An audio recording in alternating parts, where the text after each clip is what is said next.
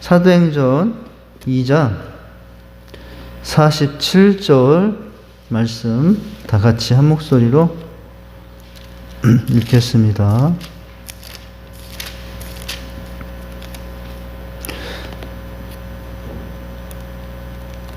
자, 같이 읽습니다. 시작. 하나님을 찬미하며 또 온 백성에게 칭송을 받으니 주께서 구원받는 사람을 날마다 더하게 하시니라. 오늘 이제 성경학교의 마지막 부분, 성경이 제시한 교회 성장의 원리, 마지막 7번째 원리를 지난주에 우리가 못했는데요. 마지막 7번째 원리가 뭐냐면은 교회 성장은, 교회 부흥은 성도들의 전도에서 확산이 된다. 이게 7번째 원리였어요. 우리가 지금까지 했던 6가지의 원리들이 무엇이었는가? 예, 썸네일 잘 띄워주시고요. 예, 이제, 보시면 7가지 원리가 있었거든요. 그 7가지 원리가 뭐였냐면은, 첫째는 교회 성장은 하나님의 명령에서 출발합니다. 둘째, 교회 성장은 예수님의 사역에서 발견합니다. 하나님, 예수님. 세 번째는 교회 부흥은 성령님의 임재에서 실현됩니다. 그리고 네 번째는 교회 부흥 성장은 사도들의 메시지에서 확인되고요. 다섯 번째, 교회 성장은, 교회 부흥은 교인들의 기도에서 폭발한다고 그랬어요. 여섯 번째, 교회 성장은, 교회 부흥은 제자들이 훈련해서 증폭된다. 이제 마지막 교회 성장 부흥은 결국 누구의 전도에서? 성도의 전도에서 확산이 된다라는 내용이죠. 오늘 사도행전 읽었던 2장 47절 말씀, 하나님을 찬미하며 온 백성에게 칭송을 받으니, 누가요? 하나님의 성도들이 칭송을 받으니 어떤 일이 일어났어요? 하나님께서 구원받는 사람을 날마다 교회에게 더하셨다라는 부분에서 확인되는 게 뭡니까? 성도들의 삶을, 즉 삶을 통해서 교회가 세워지고 부흥해 갔다는 것을 알 수 있습니다. 자, 여러분 그 문장을 보시면 첫 문장입니다. 전도와 선교는 교회의 본질이죠. 예, 교회의 본질은 뭡니까? 전도와 선교예요. 하나님께서 이 직산교회를 이곳에 세우신 이유가 있어요. 이 주변에 잃어버린 영혼들, 예비된 영혼들을, 하나님께 택하신 영혼들을 부르라고. 그래서 불러서 그들을 구원시키라고 우리 직산재단을 이곳에 세우셨죠. 전도와 선교는 교회의 본질입니다. 이 본질이 행해지지 않고서는 교회가 교회되어 수가 없어요. 교회가 교회가 될 수 있는 것은 바로 잃어버린 영혼들이 돌아오고 또 예비된 영혼들이 다시 살아나서 하나님의 자녀되는 일이 끊임없이 일어날 때 교회는 교회의 본질의 사명을 감당하고 있다고 할 수가 있죠. 사도행전 1장 8절에 뭡니까? 권능과 증인. 너에게 권능이 임하면 이제 증인이 되리라고 했잖아요. 권능과 증인은 사도행전의 중심 단어입니다.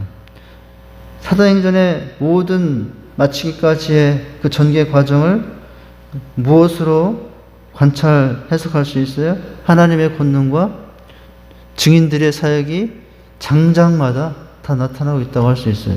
그래서 사도행전의 1장 8절은 사도행전 전체의 중심 단어. 뭐예요?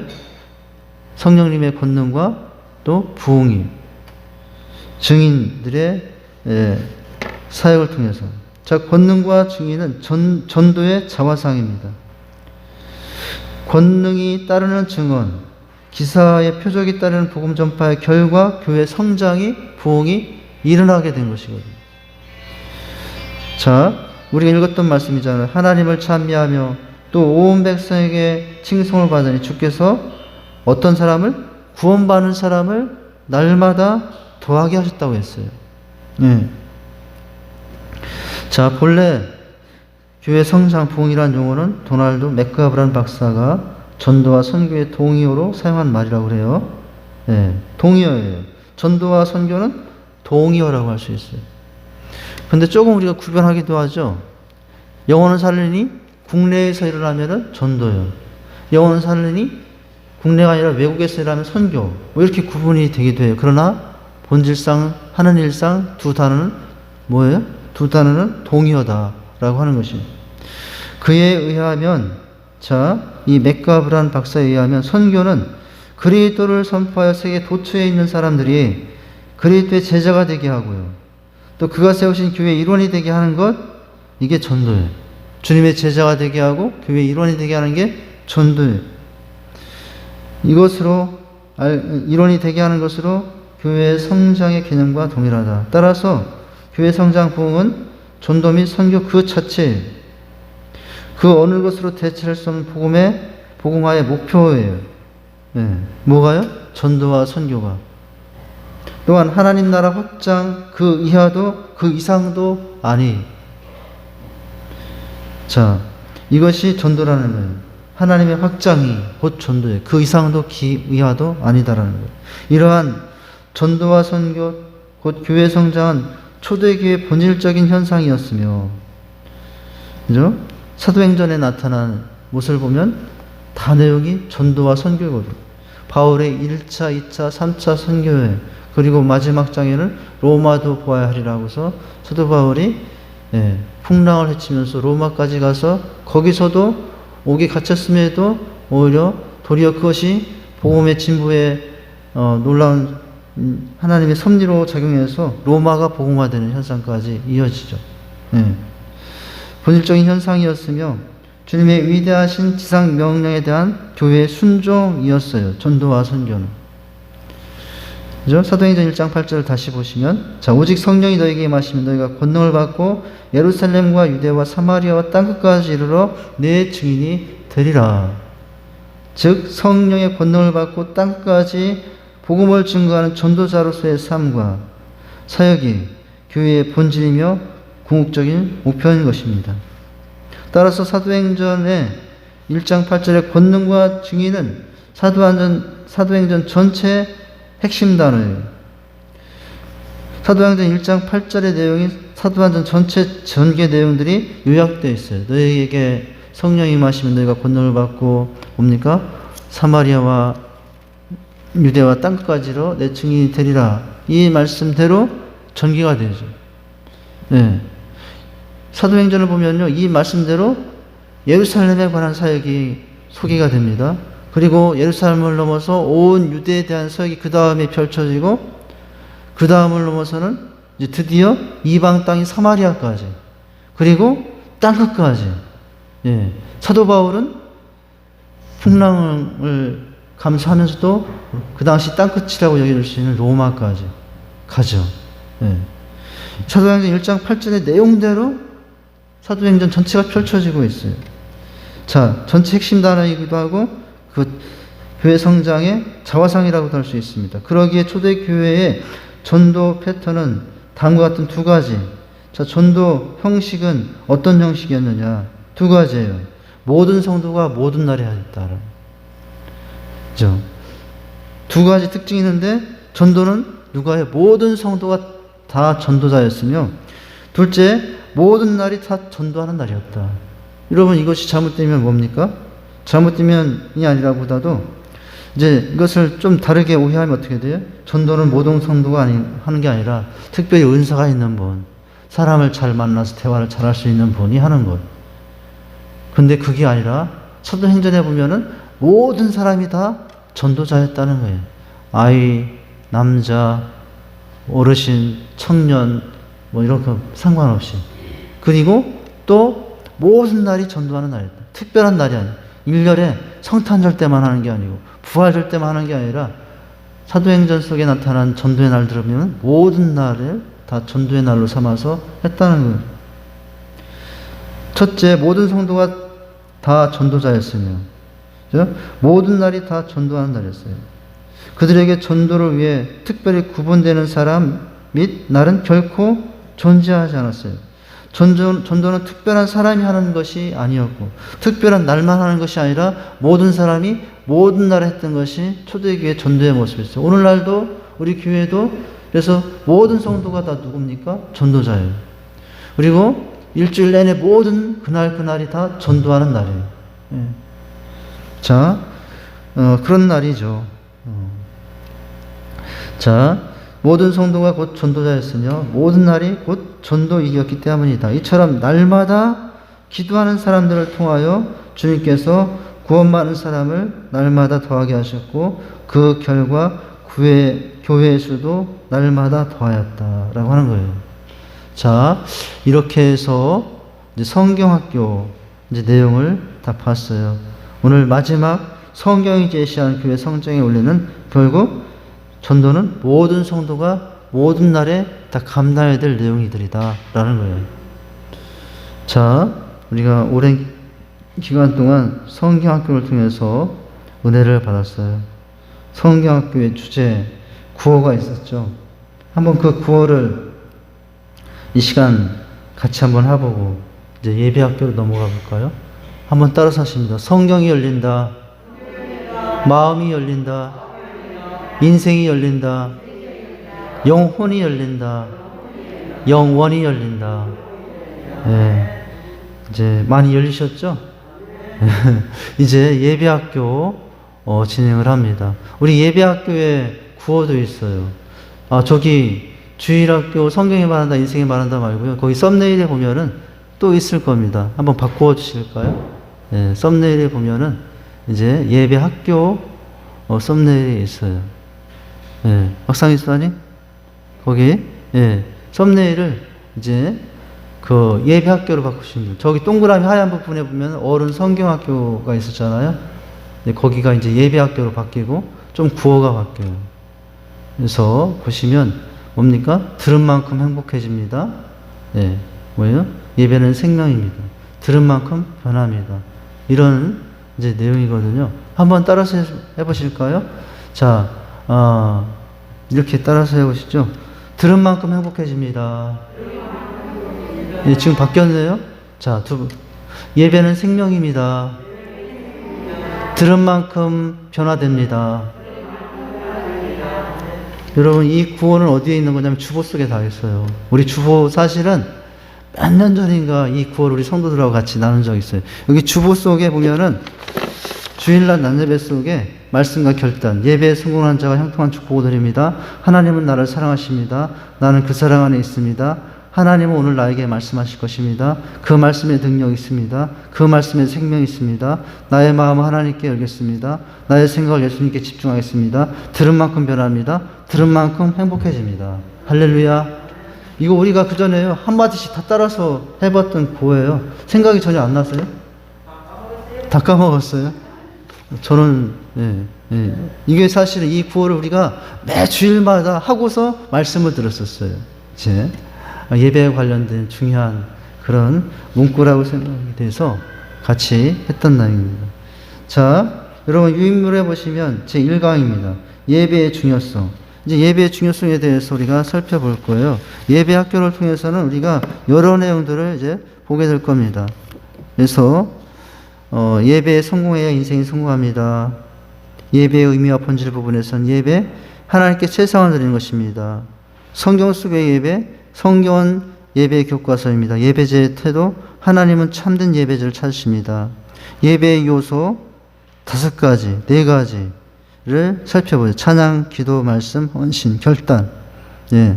그래서 찬양은 예배의 꽃입니다. 기도는 예배의 동력입니다. 말씀은 예배의 중심입니다. 헌신은 예배의 열매입니다. 준비된 예배가 은혜롭습니다. 예배는 은혜의 터전이요 선교의 도구입니다. 이렇게 이런 여러 주제들로 이제 우리가 살펴보게 될 겁니다. 제가 오전에도 광고 시간에 말씀드렸다시피 코로나 기간 동안에 많은 예배들이 이제 힘들어졌던 경험들이 있어요. 그 경험들 때문에 예배가 얼마나 다시 소중한지 붙잡고 다시 한번 이제 예배자들로 세움을 받고자 오늘 이런 시간을 다시 하게 된 겁니다. 자, 여러분, 이제 오늘 첫 번째 이렇게 주제가 있죠. 한번 따라서 하십니다. 예배에 성공해야 인생의 성공입니다. 여러분 다 성공하길 원하잖아요. 나름대로 돈 많이 벌어서 성공하길 원하고, 높은 권력 잡아서 성공하길 원하고, 좋은 학위 받아서 이제 좋은 대학교 나와서 성공하길 원하고. 그런데요, 그건 세상적인 성공이에요. 여러분, 그런 성공도 필요하고 그런 성공이 필요 없다는 말도 아니에요. 그러나 여러분, 진짜 성공한 사람이 누구냐? 예배 드리고 사는 사람. 예배에 성공한 사람이 진짜 성공한 사람이에요. 할렐루야? 그러니까 여러분, 내가 돈이 좀 없어도, 배운 지식이 좀 짧아도, 예, 뭐 세상 권세가 그렇게 많지 않아도 그것 때문에 내가 인생 실패했다고 생각하면 안 됩니다.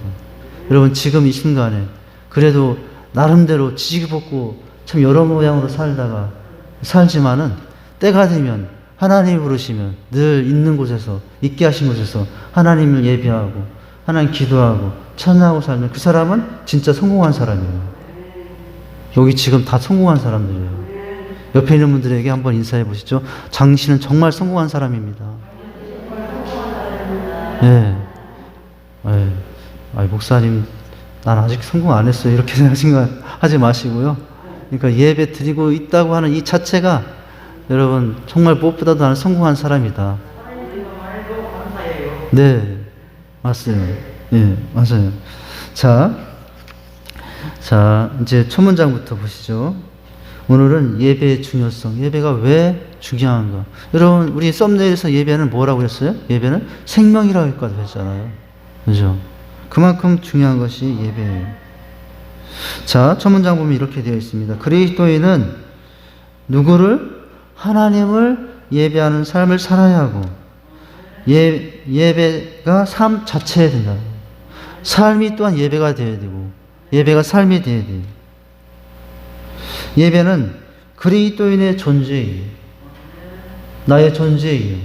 내가 구원받았어요. 그럼 당장 하나님 품에 가도 뭐 별일은 없죠. 그런데 여러분, 하나님께서 우리를 직접 부르지 않고 이 시간에 계획된 시간 가운데 있게 하신 이유가 있어요. 누구로 살게 하기 위해서? 예배자로 살게 하기 위해서. 우리를 계속 이 땅에 있게 하시고 한다고 할 수 있어요. 내가 존재하는 이유? 여러분, 뭐예요? 예배하는 거예요. 예배하는 거예요. 나는 내 남편 때문에 살아야 되고, 내 자녀 때문에, 아내 때문에, 여러 가지 일 때문에 존재하기도 하지만은, 여러분, 진짜 우리가 존재하는 이유는 뭡니까? 하나님을 높이고 예배하는 삶을 살기 위해서 지금 내가 존재하고 있는 겁니다. 그 다음에 보면 이런 문장이 있어요. 영혼을 조율하는 최고의 방법은 예배라고요. 내 영혼을 조율하는 방법. 갑자기 한영애의 조율이라는 노래가 생각이 나요. 한영애의 가수라는 분이요, 조율이라는 노래를 불렀거든요. 그런데 그 가사를 들어보면 알지 못하는 신에게, 하나님 알지 못하는 신에게 한 번만 이 땅을 조율해 주세요. 뭐 이렇게 막 가사가 되어 있어요. 예. 자, 영혼을 조율하는 최고의 방법이 다름 아닌 예배다. 여러분, 내 영혼, 이제 어떤 것과 생각할 수 있냐면 조율이라는 단어 써요. 조율. 여러분, 악기들 조율하잖아요. 악기를 조율합니다. 예. 이제 기타를 치고서는 어떻게 둡니까? 팽팽한 대로 내어두지 않죠. 기타를 팽팽한 대로 내어두지 않고 좀 느슨하게 풀어줘요. 왜 그러냐면은, 그렇게 하면은, 잘못될 수 있기 때문이라고 그래요. 제가 구체적으로 어떤 것까지 하는 것은 지금 잘 생각이 안 나는데, 그렇게 해야 나중에 더 좋은 소리가 날 수 있다는 거예요. 여러분, 우리 영혼도 늘 긴장감 가운데 팽팽하게만 살면, 우리 영혼을 그렇게 긴장감으로 내버려 두면 결국 영혼은 지치고 피곤해지고요, 약해집니다. 하나님이 창조하신 특성상 우리는 열심히 일할 땐 일하면서도 하나님 주신 쉼의 시간에는 우리 영혼을 조율하는 그런 시간들이 필요합니다. 그런 시간들이 예배 시간이에요. 이 주일날 이렇게 나와서 예배하는 그 시간은 내 영혼을 조율하는 시간이에요. 세상 속에 긴장감으로 팽팽했던 내 삶을 다시 한번 하나님 앞에 긴장감을 품고 하나님 안에서 내 영혼을 다시 한번 재점검하는 시간이에요. 우선순위를 바로잡는 시간이에요. 예배는 바로 그런 시간입니다. 여러분, 그래서 그 예배에 성공하면 그 사람 삶이 믿는 자다운 삶이 될 수 있어요. 그래서 내 영혼을 조율한 최고의 방법은 예배예요. 여러분, 평생 전도 많이 못해도 좋아요. 기도 많이 못해도 좋아요. 성경 많이 읽지 못해도 수도 있어요. 그러나 예배만큼은 실패하지 마시기 바랍니다.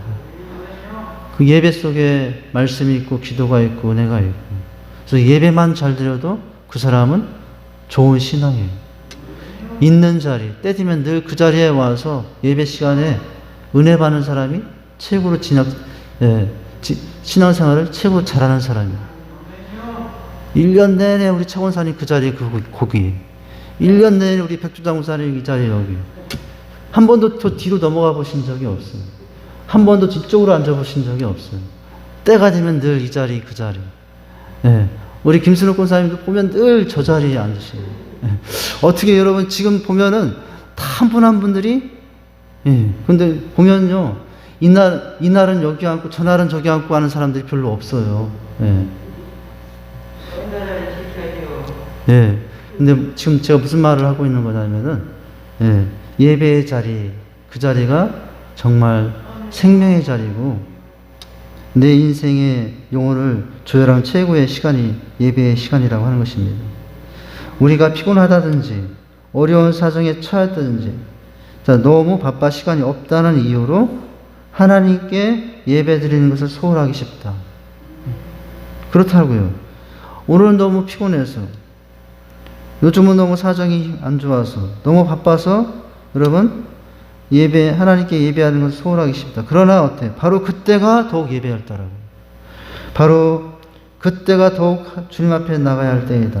주님 앞에 안식과 평안과 치유와 구원을 얻을 수 있기 때문이다. 할렐루야. 우리가 그러잖아요. 바쁠수록 기도하고 힘들수록 기도하고, 예, 좀 그렇게 하라고 하지 않습니까? 예. 자, 모든 공예배에 정기적으로 참석하는 것은 개인의 영적 성장에 매우 중요합니다. 히브리서 10장 25절 말씀은 뭐라고 기록해놓고 있죠? 우리가 너무 잘 아는 말씀이잖아요. 같이 한번 읽어볼까요? 시작. 모이기를 피하는 어떤 사람들의 습관과 같이 하지 말고 오직 고나의 그날이 가까이 옴을 볼수록 더욱 그리하자. 예. 말세가 될수록 모임이 폐해진다고 했어요. 예배가 폐해지고 모임이 폐해지고. 그러나 여러분, 우리는 어떻게 해야 된다고요? 세상은 그렇게 우리를 유혹하고 만들려 해도 그날이 가까우면 볼수록 더욱 모이자. 이렇게 말씀하고 있죠. 습관이라는 단어, 여기에서 습관이라는 단어에 주목해야 한다. 다른 그리스도인들과 함께 모이는 것은 무엇이 되어야 된다? 습관이 되어야 된다. 여러분, 주일 예배가 습관이 되면 주일 예배 안 드리면 너무 이상해요. 또 여러분, 주일 예배 드리는 것이 습관이 되면 일주일 되면 그날은 반드시 교회 가는 날이에요. 그래서 지키게 돼요. 근데 문제는 뭐냐면 습관이 안 되면 힘들어요.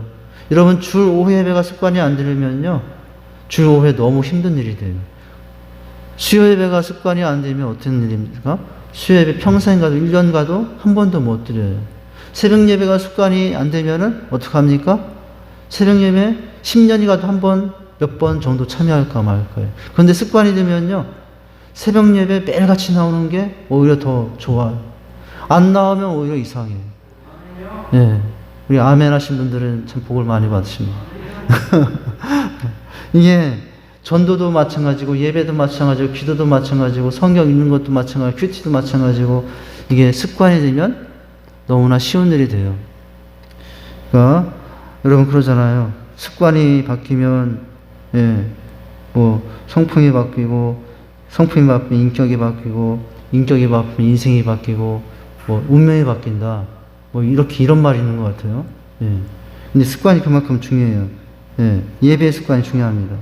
다른 그리스도인과 함께 모이는 것은 뭐예요? 습관이 되어야 돼요. 사도행전 5장 42절에서도 초대의 교회의 성도들이 어떻게 모였다고요? 날마다 성전과 집에 모였다고 했어요. 날마다. 일주일마다가 아니라, 여러분 5장 42절 제가 읽어드릴게요. 이렇게 말씀하고 있지 않습니까? 날마다란 단어가 나온다는 거예요. 그들이 날마다 성전에 있든지 집에 있든지 예수는 그리스도라 가르치기와 전도하기를 그치지 아니하니라. 이렇게 말씀해요. 날마다.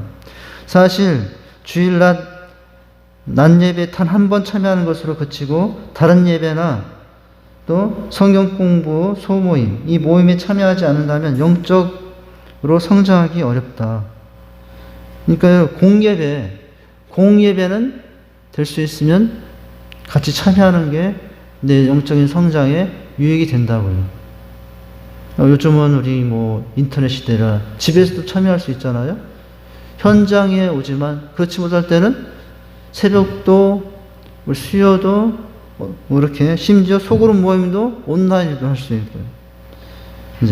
자, 이렇게 참여하는 것이 중요합니다. 그렇지 않고는 균형 있게 성장하기가 어렵다는 것. 자신의 영적 성장을 위해서는 교회 공적 예배에 열심히 참석해야 합니다. 가능하면 무슨 모임에도 소그룹 셀 모임에도 참여해야 하죠. 그래야 균형 있는 성장을 이루게 돼요. 자, 이것이 이제 예배의 중요성에 관한 내용들이었는데, 이제 말씀을 통해서 성경 속에 있는 예배의 모습들을 통해서 이제 예배는 어떤 시간인가를 살펴보도록 하죠.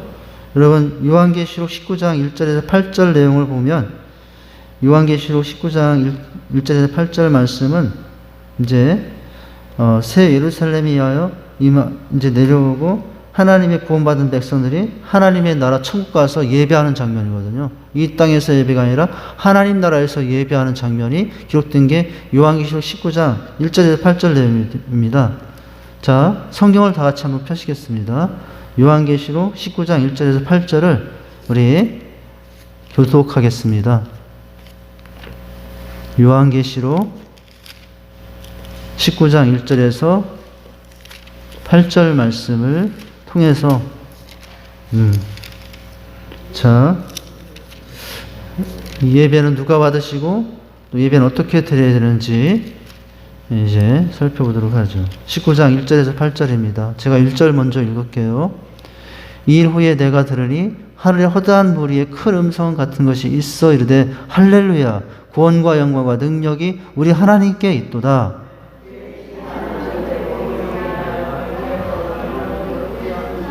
종들과 피를 그 음료의 손에 갚으셨다 하고, 두 번째로 할렐루야 하니 그 연기가 세세토록 올라가더라.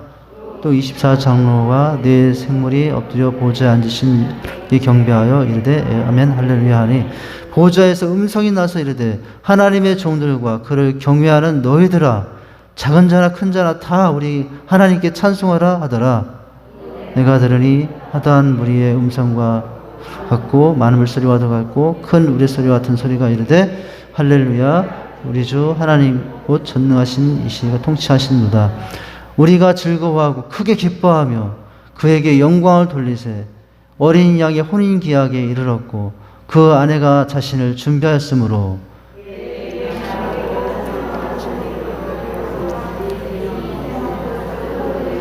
그리 옳은 행실을 다하더라. 할렐루야.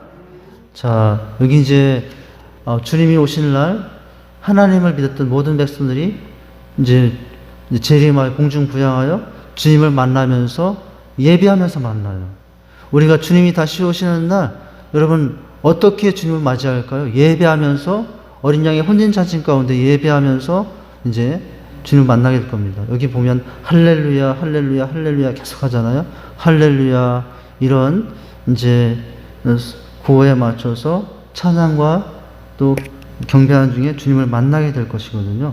바로 이 모습에서 우리가 장차 하나님 앞에 주님과 함께 주님 오시는 날 마지막 날 오시는 날 주님과 함께 하나님 앞에 가서 예배 드릴 때 이 모습을 통해서 예배는 누구에게 드려야 되는가? 예배는 어떻게 드려야 되는가? 여기 이 내용들을 확인할 수 있어요.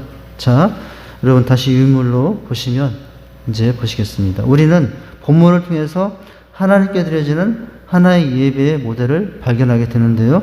자, 유일하신 하나님께 대한 경배는 자, 예배라고도 할 수 있는데 아무리 강조해도 지나치지 않아요. 피조물 우리가 경배할 분은 오직 누굽니까? 창조주 되시며 전능자 되시며 심판자 되시며 승리자 되신 한 분 하나님뿐이에요. 할렐루야. 우리가 드려야 예배 대상이 되신 하나님은 어떤 분? 창조자, 전능자, 심판자, 승리자시오. 우리 하나님. 자, 이 사실을 기억하고 오직 그분에게만 경배와 찬양을 드려야 될 것이죠. 모든 성경 말씀이 증거하듯이 그 외의 길은 모두 멸망으로 가는 길이에요. 한 주간의 생활 속에 어려운 일이 닥칠 때마다 누구 앞에? 주님 앞에 나가길 힘써야 합니다. 피곤할수록 바쁠수록 아플수록 어려운 일을 만날수록 그때가 바로 그때에 뭐예요? 이를 만난 바로 그때에 주님 앞에 나가서 그분을 구하고 그분을 예배해야 한다라는 거예요. 자, 이것이 이제 우리 앞에 이제 하나님 앞에 예배할 때 우리의 구체적인 모습이 되어야 됩니다. 자, 1번 질문입니다. 질문. 본문은 최후의 바벨론의 심판이 있은 후 하늘에서 감사 예배를 드린 장면입니다. 하나님을 찬양할 때 공통적으로 등장하는 단어, 여러분 1절, 3절, 4절, 6절마다 이 예배 속에서 외쳐졌던 단어 한마디가 뭐예요? 할렐루야예요. 할렐루야. 한번 따라서 하십니다. 할렐루야. 예, 이 할렐루야가 어떤 뜻이냐? 하나님을 찬양하라 라는 뜻이래요. 할렐루야가. 예. 바로 예배하는 시간은 어떤 시간이에요? 하나님을 예배하고 경배하는 시간이에요. 물론 예배 시간은 은혜를 받는 시간이라고도 하죠. 여러분, 우리는 예배 시간을 뭘 와서 오늘 받겠다는 마음으로 예배에 참여해요. 그런데 그 모습이 아주 잘못됐다고는 할 수 없지만은 예배는 받으러 오는 시간이 아니에요. 예배는 드리러 오는 시간이에요. 예. 드리면 그 다음에 주시는 건 하나님이 결정하시고, 예배는 무엇하러 오는 시간이에요? 드리러 오는 시간이에요. 내 삶을 드리고 내 마음을 드리고 내 삶을 드리면서 하나님을 높이러 오는 시간이 돼야 돼요. 이것이 예배 시간이 돼야 돼요. 예배 시간에, 그 시간에 앞에서 설교하는 설교 목사님이 높아지면 안 되고, 찬양하는 찬양팀이 주님보다 더 주목을 받으면 안 되고, 대표 기도하는 우리 장로님, 우리 권사님들, 기도자들이 주님보다 더 주목받으면 안 돼요. 오직 누구만, 하나님만 경배의 대상이 되어야 됩니다. 그래서 어떤 목사님들 이런 기도를 하죠. 목사님, 죄인이 오늘도 말씀을 전합니다. 죄인의 모든 죄들을 숨겨주시고 죄인을 통해서 통하는 말씀이 하나님의 말씀이 되게 하옵소서. 이게 제가 오늘 생각했던 기도이기도 했어요. 사실은 저도 죄인이에요. 똑같은 죄인이에요. 더 나쁜 죄인일 수도 있어요. 하나님 앞에 가서 제일 책망을 받을 사람이 누구냐? 목사라고 생각합니다. 네. 하나님 앞에 가서 제일 책망을 받을 대상 중에 한 사람이, 왜요? 늘 하나님의 말씀을 가지고 성도들을 하라고 하지 말라고 했지만 정작 자신은 제일 안 하고 하지 말라는 거 하고, 이런 제 모습이잖아요. 갑자기 좀 제가 자기 비하처럼 말을 했는데요. 뭐냐면은 오직 예배의 중심은 하나님이에요. 말씀을 통해서도 하나님의 음성으로, 하나님의 사랑의 음성으로 들려줘야 돼요. 우리 성도님들이 저를 위해서 기도해 줄 게 한 가지가 있는데 뭐냐면은 그거예요. 하나님, 오늘 목사님이 말씀을 전할 때 책망의 말이라도 그 말이 어떤 인간적인 이제 감정으로 전하는 말이 아니라 하나님의 음성으로, 사랑으로 들려지는 말씀이 되게 하옵소서. 책망의 말씀일지라도, 그리고 또 좋은 교훈의 말씀일지라도 그 말씀이 사람의 교훈으로 들리지 않게 하시고 하나님의 교훈으로 들려지게 하옵소서. 여러분, 저를 위해서 기도할 때요, 그 기도를 꼭 해주시기 바랍니다. 그게 저를 위해서 기도할 때, 목사님 건강하게 해주세요. 목사님 9988-234 90 뭐 그렇게 건강하게 살다가 하루 이틀 하고 죽는 목사님들, 뭐 이런 기도 말고. 아, 그러시군요. 이제 그러니까 그런 기도가 저에게는 필요하고요. 뭐 제가 먼저 해야 될 기도이고 제가 그렇게 해야 될 모습이지만은 성도님들이 부탁드리는 건 그겁니다.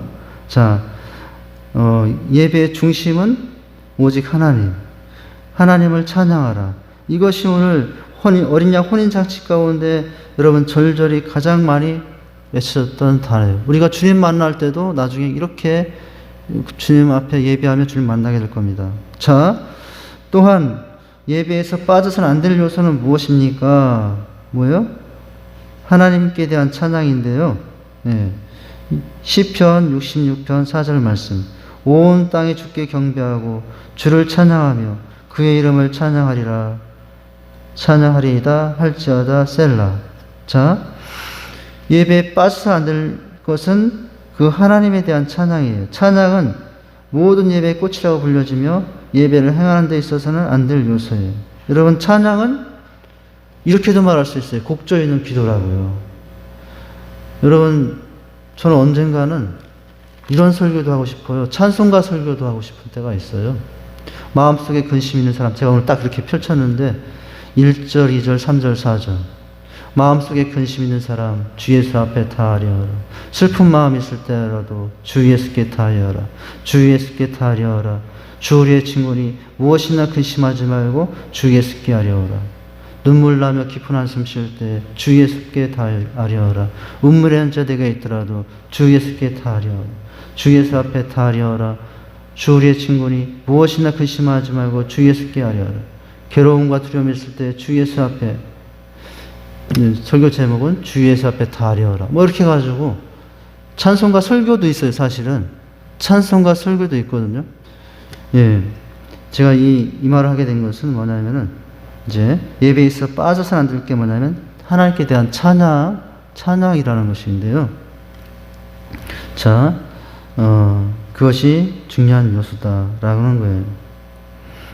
자, 그것과 관련해서 2번 질문도 동일한 관련 질문이라고 할 수 있어요.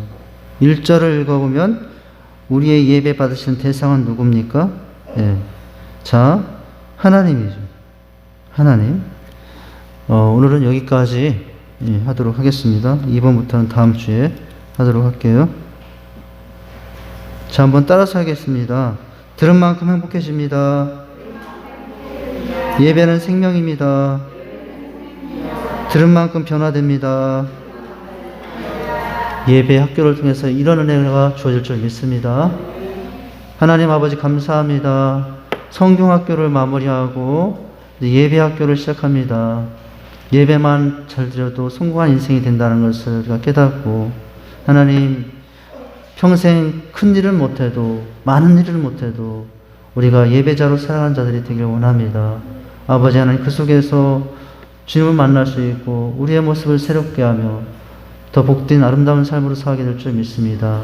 예배자들이 다 되게 하여 주시옵소서. 예수님 이름으로 기도하옵나이다. 아멘. 서로 인사하십니다. 한 주간도 승리하시기 바랍니다.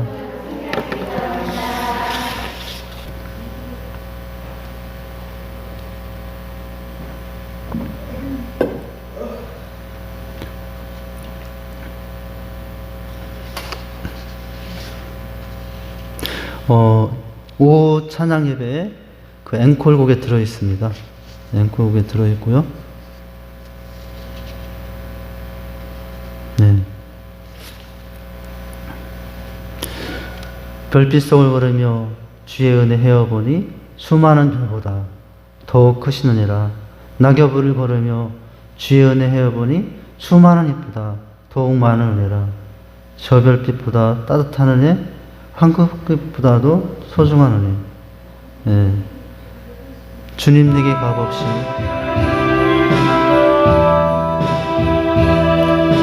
템포 78이네요.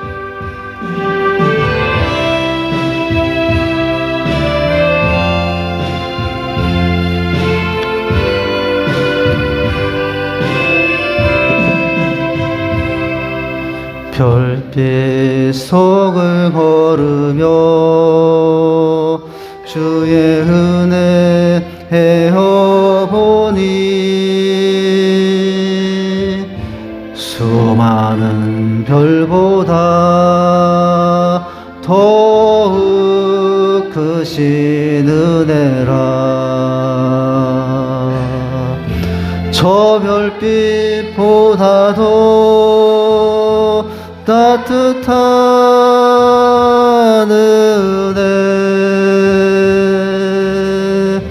소달빛보다도 해달픈 그 사랑 주님 내게 값없이 이 사랑 주셨으니 이젠 빚진 자로서 더욱 주만 사랑하리. 교회를 걸으며 주의 은혜 헤어보니 수많은 빛보다 더욱 많은 은혜라. 황금빛보다도 소중한 은혜 노을빛보다도 포근한 그 사랑 두 손 들고 찬양합니다. 주님 내게 값없이 이 사랑 주셨으니